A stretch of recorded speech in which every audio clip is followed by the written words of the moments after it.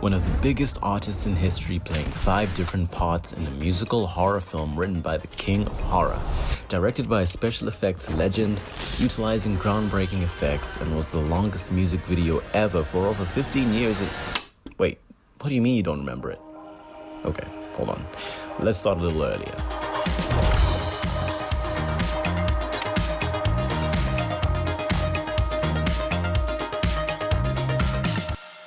When his insanely popular album Thriller was displaced from the top of the Billboard 200 chart 8 months after its release, Michael's manager suggested making a music video for the title track.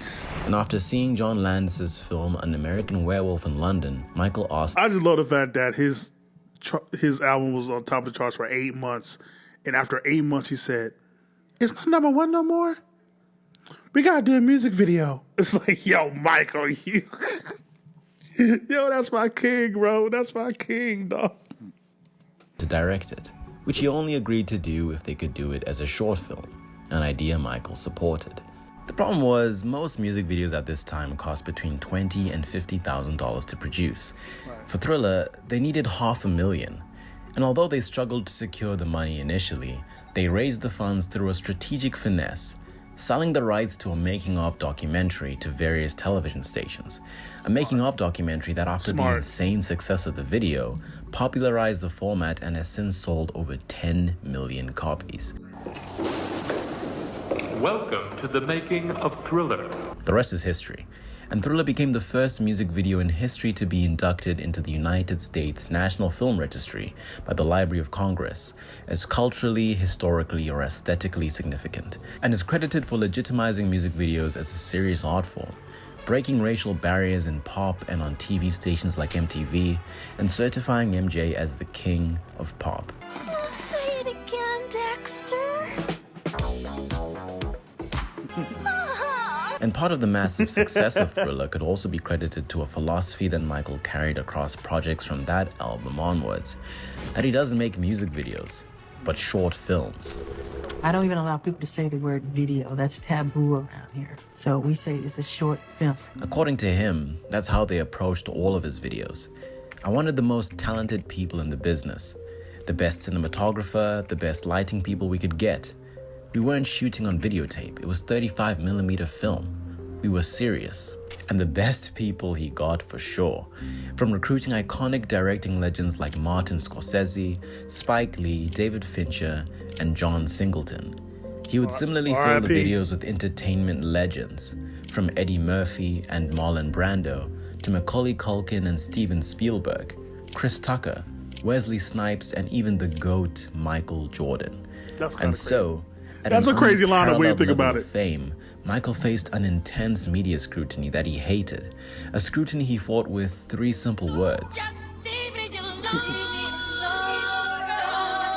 Riding through an amusement park of newspaper clippings and tabloids reporting on his eccentric behavior and outright lies, and then blending and conflating the two, the stop-motion style of the video leans into the media's distortion of Michael's personal life and public image by featuring wacky, surreal imagery, and took 9 months to produce. There are references to many tabloid rumors about Jackson at the time, such as one story that claimed he slept in a hyperbaric oxygen chamber to slow his aging, after an image of him lying down in one leaked to the media after he visited a hospital, or a reference to when Michael bought a chimpanzee named Bubbles, and tabloids that took that as a sign of Michael's increasing detachment from reality. A nose and a scalpel are an obvious reference to the obsession with his cosmetic surgeries, and one of the most important ones is the reference to a report that Jackson had offered to buy the bones of Joseph Merrick, a severely deformed man from 19th century England who was exhibited at a freak show under the stage name The Elephant Man. And in reference to buying his bones, Michael stated that that was a complete lie. Did you buy the Elephant Man's bones when you were trying to get them? That's another stupid story. I love the story of the Elephant Man. It reminds me of me a lot. You know, I could relate to it. It made me cry because I saw myself in the story. But no, I never asked for the Elephant Man. Where am I going to put some bones? I don't know. And why would I want a pair of bones? I don't know. So But where did that come from? someone makes it up and everybody believes it. If you hear a lie often enough, you start to believe it. And in the video, towards the end, to parody the rumors, Michael's seen That's still hilarious to me. Oprah saying, "Where did it come from?" Oh, Winfrey. How am I supposed to know that? I didn't make the rumor up. So how am I supposed to know where it come from? I'm sorry. I really hate that. I hate that interview. The first half. The second half, when they're in the other room, she actually talks about music and the spirit and spirituality, all that stuff, and he moonwalks. I wish you just cut the first half off. It never existed. Men in Black it, and just have the second half of the interview, because that's where the humanity comes out, at least in her interview style, in my opinion. within Elephant Man's bones. And this would have a lot more meaning later, because exactly 10 years afterwards, in 1997, on the same album that Ghost was meant to promote, Blood on the Dance Floor, History in the Mix, Jackson features one of his darkest songs, Morphine, about his addiction to painkiller medication, and features a sample from the movie based on Merrick's life, David Lynch's The Elephant Man, drawing a very interesting comparison between them. Can you come with me, please? You heard what the doctor said? The sampled scene itself shows Merrick being hesitant to follow a new doctor's instructions, fearing exploitation and manipulation, given his past experiences being exhibited. Similarly, Michael feels like his life is being treated like a spectacle, like a circus, and shares Merrick's distrust. And these stories inspire the derogatory nickname, Wacko Jacko. I am not an animal. I am a human being. You should not say he's an animal. Should not say he's Jacko. I'm not a Jacko. I'm Jackson. Thank you. How do you feel when they call you Wacko Jacko? Where'd that come from? Some English tabloid. I have a heart and I have feelings. I feel that when you do that to me. It's not nice. Don't do it. I'm not a wacko. To symbolize Jackson's frustration with the Michael was press on one that interview, bro. Like, I was going to react to that Barbara Walters interview. I don't know, man. Like, you can see the pain in his eyes and everything. This is right after Princess Diana died and everything. Like, I don't know if I would want to do a reaction to that interview, but yeah, like, bro, like, it's crazy how we treat our greats, how we treat people who have such a talent in whatever field they're in. Like, and usually it's done out of money, and 2 out of envy, and 3 out of just not knowing and understanding greatness. So because you don't understand it, and the Nas line off of Hate Me Now, people fear what they don't understand, hate what they can't conquer, just as the inferior man. Like, it just, yeah. An oddity. The video reveals that the entire amusement park is actually a giant Jackson himself, and he breaks free, tearing it to the ground in a very symbolic gesture. Then in 1993, Paramount Pictures brought Michael onto the film Addams Family Values to record a horror-themed song for the film, and to make a tie-in short film to promote it, a project which was meant to become Is This Scary?, a 12 to 15-minute long musical horror short film. Michael contacted the author Stephen King, popularly known as the King of Horror, to write the film from a story idea he had, and King agreed, finding that he was fascinated by the idea of writing a musical for the first time. You know, I was known as the horror guy, the master of horrors. And he said, I really want to do this video, and I want to do the scariest video that's ever been done, and you're just the person to do it. The film follows the story of a character known as the Maestro, a resident of an old mansion overlooking the suburban town of Normal Valley. Yeah, Normal Valley. I think you can see where this is going. The town's mayor despises the Maestro's scary but harmless magic tricks and organizes a group of townspeople and their children who like and defend the Maestro to force him out of the town for being strange. What did you want? We want you out of town. You don't fit in here. You're not like us. Why do I have to be? You're not like anybody. You're weird. These kids think you're scary. I'm scary? Do you think I'm scary? You bet you're scary. You're a weirdo and we want you out of town. In case you haven't noticed, I'm weird. I'm a weirdo. I don't fit in, and I don't... He said people in this town felt that this person on the hill was weird and strange. And you might know that, I don't know which one that is, Zach or Cody, but did you know Zach and Cody had a career outside of Zach and Cody? Sweet Life? I did not know that, bro. I'm so stupid. It's just like, I don't remember seeing them in anything else outside of that. But I'm sorry, go ahead. Scary. And the kids were kind of like, yeah, we sort of dig this guy. You know? What he wanted to say was, strange isn't bad, and people who think strange is bad are expressing a kind of herd mentality. He made a point to say they didn't like it, that the kids liked him. It was a way of him saying, look, I am what I am, and the kids like it, and so what? Interestingly, during the shoot of this scene, Michael wanted the mob to hurl actual insults at him. According to actor Troy Evans, Michael wanted the camera to capture a real visceral reaction, like we're witnessing the uncovering of a real psychological wound. And apparently, no matter how much the actors tried, nothing worked. After every take, they would say, we want you to really, really go after him. We come around to take 57 or something, you know, and I said, you f***ing bleached freak, stay away from my son. And they said, cut. And then they came right over to me and said, no, really insult him. You know, I had no idea where to go from that. What? Like, wait, Unfortunately, what? the response that finally made Michael snap is not known, but Michael's seething answer to a metaphorical manifestation of all the people who called him weird and strange through the lens of fiction is truly interesting to hear. Weird, you're a freak. I won't do anything to any of you. Know what you can do for me? Kiss right here. Kiss right here. You're a swine. You're a goddamn pig. Go to hell. Every last one of you pigs. Is this scary? Ah! Ah!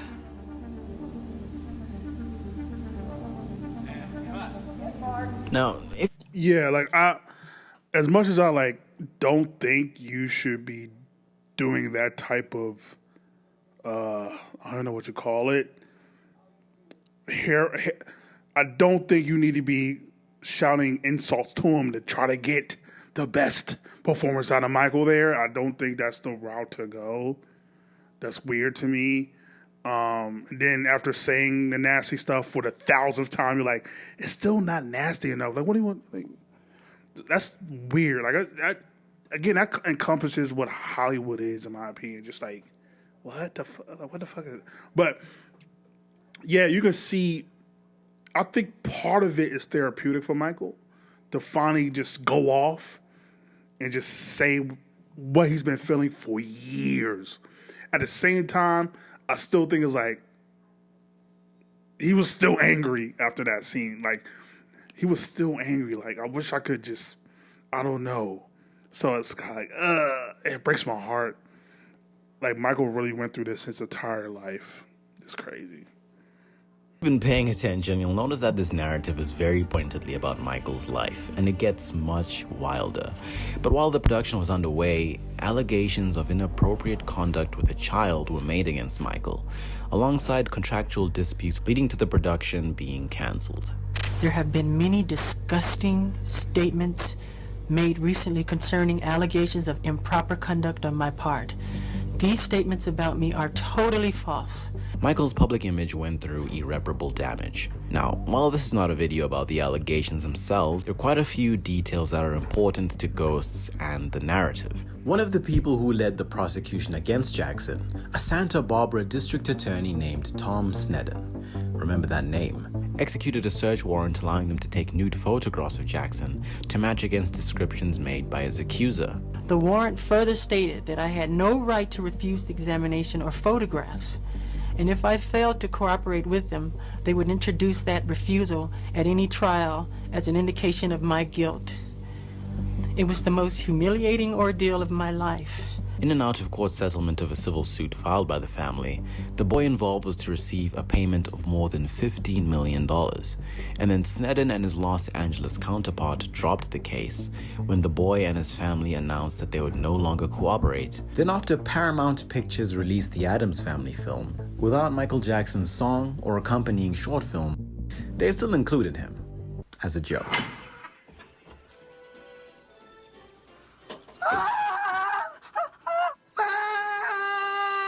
Michael's next album, History, which released in 1995, is to this day... Again, no weird Hollywood games. It's just like, why? Like that. It's different. Like SNL, Mad TV, in Living Color. Like Michael Jackson is a public figure. You're going to be made fun of. I get that. I even laugh at some of the jokes. Chappelle, like I laugh at some of the jokes. But when you get to like the Scary Movie, like them doing a whole thing about it, just like it's weird the way y'all obsessed with humiliating and emasculating that man. Like it's weird. Like y'all are weird. Forget Michael being weird. Y'all are weird. Y'all obsessed. Widely seen as his most personal album, as the majority of the new songs written for the record revolve around the allegations, Jackson's relationship with the media, and more, with a darker, more angry rock-inspired sound, perfectly exemplified by the lead single, Michael and his sister Janet's hit song Scream, where for the first and only time in his career, Michael drops the F-bomb in his music while directly addressing the media.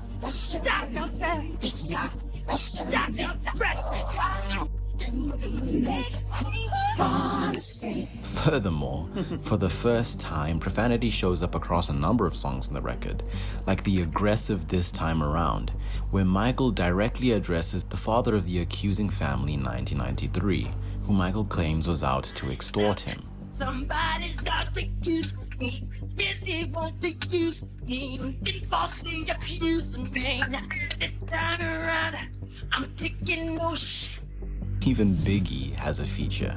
But the most interesting song is DS, the only diss track of Michael's career where he takes aim at Tom Sneddon, the district attorney I mentioned earlier. And I have to say, this track is cold. Michael straight up suggests that Sneddon is part of the KKK and that his mom didn't raise him well, that he could be working for the CIA or FBI, and he even ends the song with a gunshot. Also, he couldn't have made it clearer who the song is about because the chorus is literally... Anyways, now that you know all the necessary information and context, I love that he went into the backstory of the true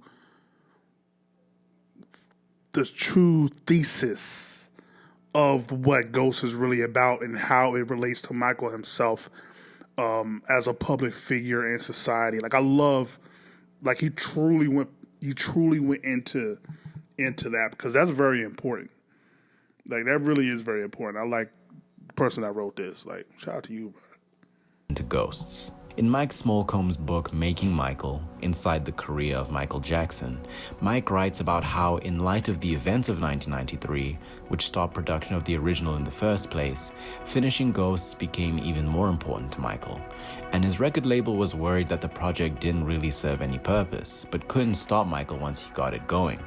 And when we look at it, it makes perfect sense why. Shauna Mongetal, one of the only cast members to return from Is This Scary, has spoken about the eerie way his life began to resemble the film. When those allegations came out, it was the most amazing example of art imitating life or life imitating art because everything that happened in Is This Scary at the same time started happening in his life.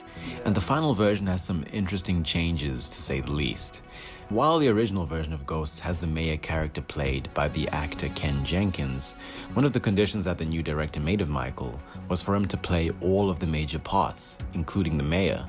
And so the mayor strongly resembles a certain district attorney by a name I can't exactly remember. I play that fat, grotesque, ridiculous mayor who and I say it in that way because those kind of people, who are just so stubborn, they just don't see the beauty of the inside of a person. A few things were shuffled around since the 1993 version of the film. For example, the original director, Stephen King frequent collaborator Mick Garris, who also co-wrote the story and screenplay, couldn't return because he had to work on the Shining miniseries. And so the head of makeup and special effects, Stan Winston, the special effects legend behind films like Jurassic Park, The Terminator, and The Thing, took over directing duties. And when the film opens, the angry mob approaches the maestro's house with their torches. The presentation of the film begins in black and white, which isn't the case in the original version, but maybe they just didn't add it since it technically wasn't finished. And when they enter the maestro's dilapidated mansion, the film changes to color.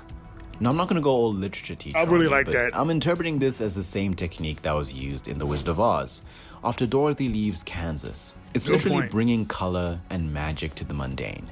And the Spielberg-esque shots of the children looking in wonder throughout the film hammer this point home a little bit. You mean all this time the only thing standing between hanging up there and living it up down here were those crows? Another interesting but... That really is kind of wild of how him being a scarecrow and how he was bullied in The Wiz kind of resembles what would eventually happen to him. I even think back then he kind of got it a little bit, but once he made Thriller, that's just crazy. Really, how life imitates art, or how art imitates life. How you want to put it? Like that really is crazy. God, my baby Michael, man. Subtle change is that the young children featured in the film are changed from a mix of boys and girls and in this scary to just boys and ghosts, again for the obvious real-life parallel. Why don't we just leave him alone? He hasn't hurt anybody. Can't we just go? Your fault, jerk. Just couldn't keep your mouth shut. He did the right thing. He's a weirdo. Show him the neat stuff he did for us. Shut up. That's supposed to be a secret. Some very subtle dialogue with a lot of subtext and nuance informs us of the situation at hand. You're weird. You're strange. And I don't like you. And then Michael's character, the maestro, makes a deal with the mayor. The first person to get scared has to leave, and so he starts pulling some funny faces. Do you think this is scary? That's it? Oh. That's ridiculous. Is this scary?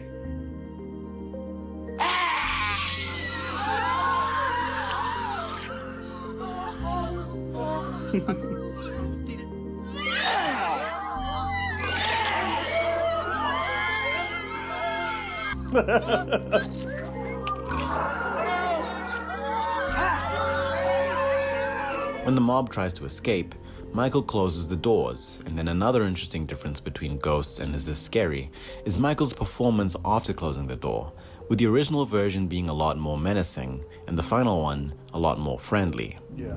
No, you can't leave. You are my guest. Yeah, I don't understand the direction of Is It Scary here, because as I mentioned in my reaction to this, which is like a 13-minute film with some missing scenes, like you made the maestro character mean and not really charming or playful, and you made him be kind of what the town was trying to make him out to be. And so in the Ghost short film, he's very playful, he's charming, and of course he actually is dancing, and I think they eventually was going to probably do Is It Scary, the song here. But I just can't see the transition because it didn't seem like who knows, maybe Michael, everything that was going on, maybe he couldn't perform the way he wanted to. Maybe his mind wasn't in the right place, or maybe he just wasn't directed correctly. I don't know. But it's just a contrast, his performance here in Is It Scary versus Ghost. Like, it's completely different. And maybe it's because he was playing the as he said, fat white mayor. And so he wanted to really contrast that performance from the very mean guy to the playful guy. That, I don't mean no harm. Why are you mad at me? So that might also been intentional by the director too. Like, Michael, play this character. Like, if anybody can play this character, I think you have the ability to do it and get out that emotions that you have. I think that was very smart for the director to have him do that too. And he did a hell of a job. I'll still say he did this is his best performance in any short film ever. Like, he really acted his ass off here. Like, he really did. Doesn't get no credit. Doesn't get enough credit for it either. You're my guest. Then after Michael says, See, look meet at him the just family, smile. Not the Addams family though, we launch into a dance routine where Michael rips off his skin, almost as if he's opening himself to the closest possible examination, like he has nothing left to hide, and moonwalks as a CGI skeleton while the song Is It Scary plays, asking the media, the audience, and the mob the same question.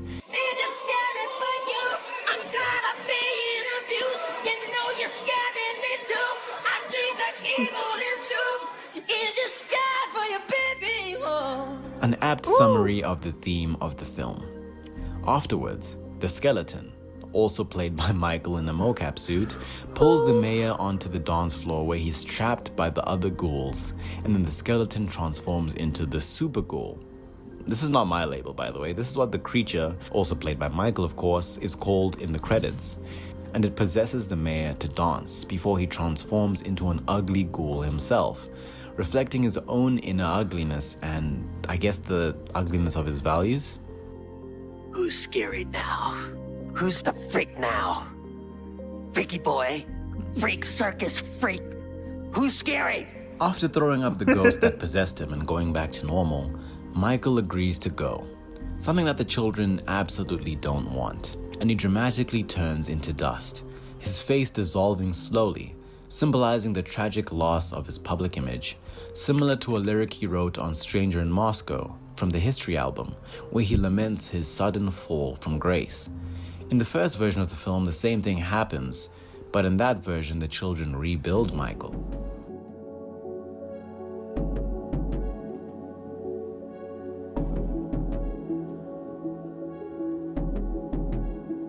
Just pretend, wasn't it? Just for fun. How come they don't know that? They do. So really just forget.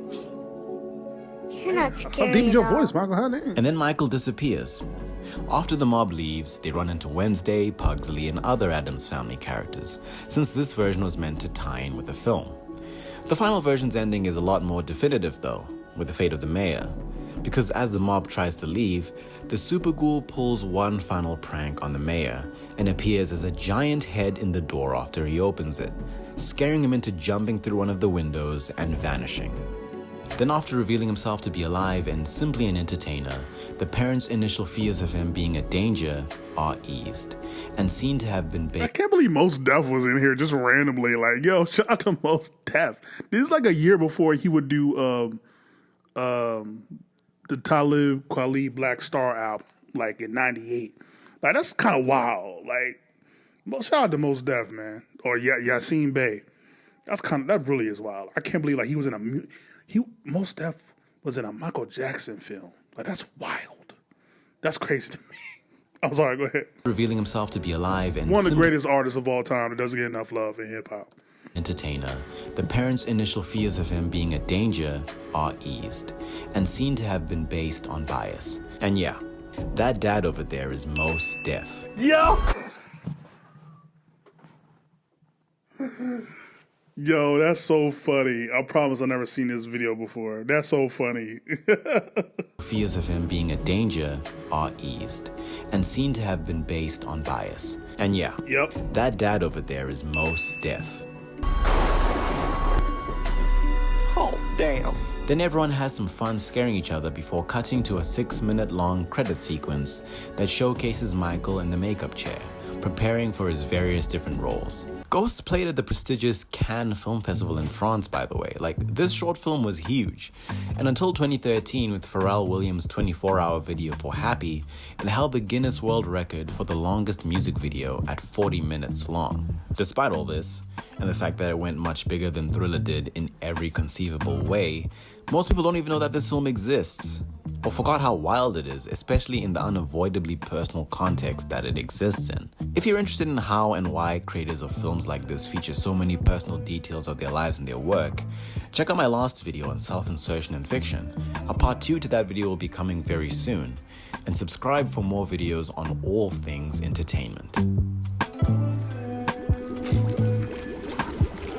Shout out to Project MP4. Yeah, what's interesting for me, for my generation, or at least I remember Ghost playing like every Halloween for a good like 10 years.